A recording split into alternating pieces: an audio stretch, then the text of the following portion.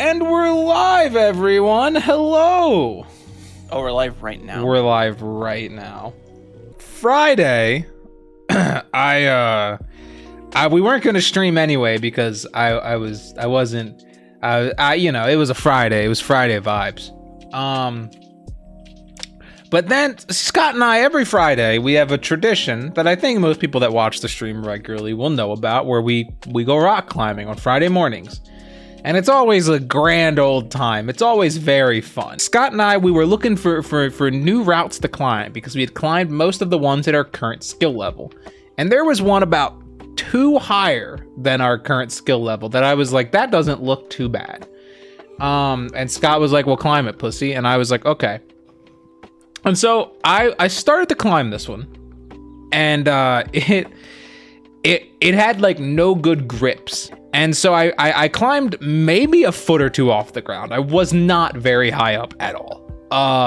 And there was one that was maybe another like foot or 2 above me that I needed to grab. And the only way I could kind of get to it was by kind of hoofing myself up to grab, like kind of not jumping, but like pulling myself up or pushing myself up a little bit to grab it. Well, I did that, and I because it didn't have a good hold, I did not. I grabbed hold of it for about half a second before I lost my grip. When I fell off of this, I landed on one of my feet. The other foot I landed on, I did not see this. This is just my interpretation. Scott witnessed this. I landed on the exact side of my foot. So I essentially, on my left foot, I essentially just stepped down onto my ankle. It made a very nasty noise. And then I fell, and I was in a lot of pain. And then on Monday, I still couldn't walk, and I was in worse pain. So I went to the doctors finally. So I get there, and they tell me they can x-ray my foot and do all this. And first things first, I get in there and I sit down. I'm on crutches because I can't walk. I sit down, and this woman comes in, and she goes, "What happened to you?" And I went, "Well, I injured myself rock climbing." And she goes, "Oh, well, at least you did it while you have cool hair."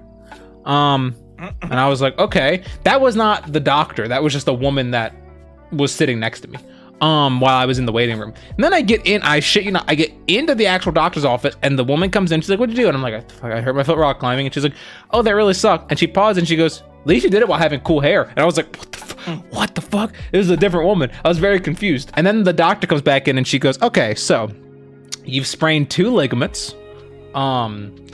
So I've sprained 2 ligaments, and then I have an avulsion fracture on the side. I think that one's on the side. One of them is on the side of my foot, like on like the outside of my foot, like under my pinky toe. And the other one is on the inside of my foot, right on my ankle bone." I'm illustrating how you fell. So one foot was normal, right? Like this, like landing flat on the foot. For some reason, your other, it was just like this. Yeah, that's basically. Honestly, I don't know how you even got to that position. And the weirdest part about it was, like I said, I fell from such a short distance. Like, it wasn't even like I fell far. It was just the way. You probably legitimately only fell 3 feet. Now, unrelated to Bryce's ankle, Kickstarters are exciting. That is true. We have a Kickstarter coming out next week. 1 week from now, it goes live. Kindred Heavens. But in addition to that, there's another Kickstarter that's coming out soon-ish. I don't know the exact day. The Loaf is finally coming out. It's a book that I drew from my friend Ryan, and it's about a girl that can bake cat loaves of bread.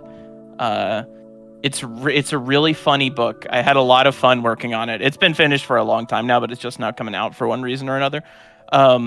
So I will send the link to that as well. What format do you use for drawing? How many pixels by pixels? I think that means. 3000 by 2400. That's 10 by 8, but with 300 DPI. I usually use a Google Doc for my writing. When I was first starting out, I used Google Docs as well. I'm talking like 8-9 years ago at this point. But The problem with Google Docs is that, well, the problem 8-9 years ago, maybe they fixed it. It'd be very cool if they did. It does not like long documents. So like if you're trying to write a novel or something it will start to shit itself. After we about run into that a lot. Outlines. Yeah, after about 100 pages, it will start to fucking just absolutely die. So then I switched to, for anyone that wants another free writing program, I used to use LibreOffice, which I would still very much so recommend LibreOffice. I don't use it anymore. I use Word now. Word is much better, in my opinion. But LibreOffice, it's great for being free. Is your brush available? Well, the ink brush is just the default pencil tool in Photoshop, which you can get in other programs just by turning off or on anti-aliasing, whichever one has these crispy pixels. I don't remember if it's on or off, but if you turn those on or off, then it's just the default round brush, but with that stuff on it. My pencil tool is actually Keenan Lafferty's chalk brush. CSP versus Photoshop? Well, I'll make the whole argument for you. Scott is the only artist in this space that uses Photoshop, and everyone else uses CSP. Take with that what you will. I'm not saying whether one is better than the other. I'm just saying what the people have said. And clearly, I'm the GOAT, so... Every face you're drawing is getting more unhinged. You're like, as it goes on, you're like, you're getting deeper and deeper into whatever madness you're going through. Also, you got tips for hair, Scott, for both drawing that simplified hair you do that I love so much and designing hairstyles for characters. I think that one of my weaknesses really is hair. Like, it's one of the things that I still have to really focus. Like, if I'm trying to draw detailed hair, or like do really cool hair, I have to really like think about it. I have to look up a lot of reference. And I just gotta, I gotta try a lot harder. Like, a lot of stuff for me at this point is pretty much just like, I got my system down pat, like for bodies, poses, stuff like that. I pretty much know exactly how I'm gonna do it. Hair is one of the ones that I still have to really think about. So I don't have like a great tip other than like look at reference, and not just reference of real hair. Like, do that, yes, but also reference of like how artists you like, simplify it. For designing hair, I would say once you really understand your style, you start to sort of pick apart different ways you can incorporate it. And the really important thing with a hairstyle when you're designing it, especially for like a stylized like anime type style, is silhouette. Like, if I were to draw this, right, everybody knows who that is just based off the silhouette. This is one line. And I think you should try and do the same thing with your hair, where you try and do like, Lucy has all these spikes. Like her basic hairstyle, like, has this. It has. Let me get a different brush.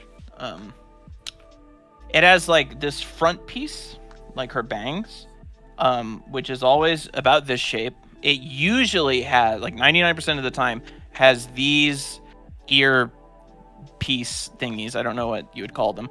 And then the back is what changes. Like, her default hairstyle is more like, it's tied back, and then there's some fluff at the bottom, and then there's like a ponytail, and then there's spikes. And the spikes are just there for silhouette, is what I was talking about. Like, you want to be able to see those two big spikes.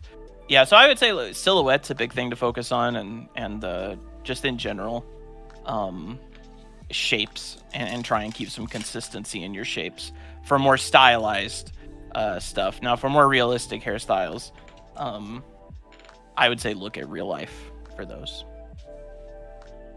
Try and, like, if I'm working on a story, like, Kindred Heavens is set in like the 1920s, so I spent a lot of time looking at hairstyles in the 1920s, and then seeing that a lot of them were really complicated and had a lot of braids and stuff. So then I went to hairstyles in like the 1940s and 50s. I cheated a little bit, but we got one comment on Tim's Instagram that was like was it because he like had posted the description, and it's like 1920s, like she's not allowed to race and whatnot. And we got this one comment that was like, she's not allowed to race, why? And somebody responded, probably because it's the 1920s and she's a woman. And then like 3 people were like, I'm not gonna buy this because it's political. And What? Tim had to be like, it's not. That's not what the book's about. Oh shit! I never even thought people might think that. No, it's because she has a mean dad. In case anybody is curious, her dad's a meanie. Fly subbed. Thank you for the sub. He said, Bryce, if you need a spare ankle, hit me up. I have some. Thank you, Fly. I might just do that. So what Lucia is this, Scott? Like, I get the general theme, but what's the name for this Lucia? What's your abbreviation for this one gonna be? When I first started, it was just gonna be like bikini, but then it sort of became about weed at some point. I was gonna say, because there's a lot of like kind of random themes. So I don't know. Make the background for this just tie-dye. Make it a lava lamp. Can you do lava lamp, Lucia? This is pretty good. I keep thinking of like the what's the Eminem song with the girl eats the whole bag of mushrooms. That's what it keeps making me think of. I don't know why.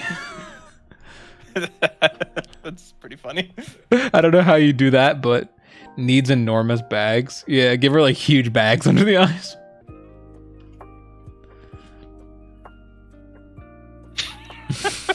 What do hippies wear?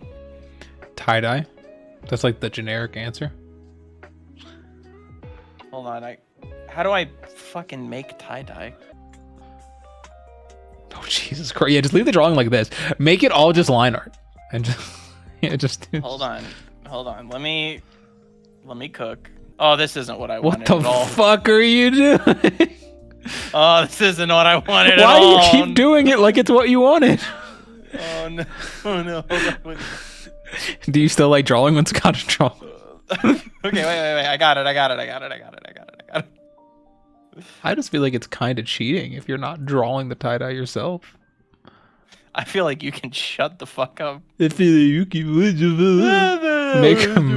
make the joint tie-dye. Are you gonna make her little straps on her hands and legs tie-dye? No. Are you gonna make her eyeballs tie-dye? I'm gonna kick you in the What about her foot. what about her teardrops? Bro, tie-dye teardrops would be a cool name for a band. I just don't know why she's crying in that one. She's like crying and smiling. It's really weird.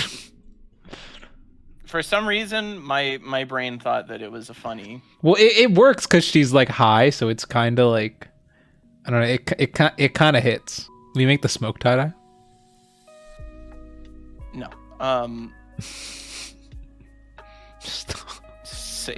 It's Celine Dion. Make the cell tie-dye.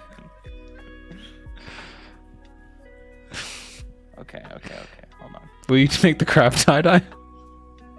Dude, I'm gonna fuck you up. Delivery update. Your Amazon package is running late. My boot's not gonna get here today. Oh no. I just feel like it'd be kind of weird not to go all the way with the tie-dye. Then make her skin tie-dye. You gotta do something weird with the one where she's actually like high as fuck, right? The one with her eyes. Like, you have to make her hair tie-dyed or something. I'm just petitioning for something weird somewhere. You're just petitioning for me to have to do more shit. Have you ever drawn Lucia with braces? No. What do you have against people who have braces? I'm afraid of braces. Yeah. In the lewd, can you tie-dye your nipples? Oh, right. Idea for Stone or Lucia, you should make her skin sunburnt. Yeah, Scott. Okay, so now go through and make all of her skin sunburnt. And then tie-dye. Everyone stop. I think that makes the drawing legitimately better. Dude, you fucking doubted me. Okay, I'll admit, that's kind of tight. That's kind of funny. You didn't do Little Lou. Well, it's fine. Wow. Settling for anything less than perfect. What a fucking loser.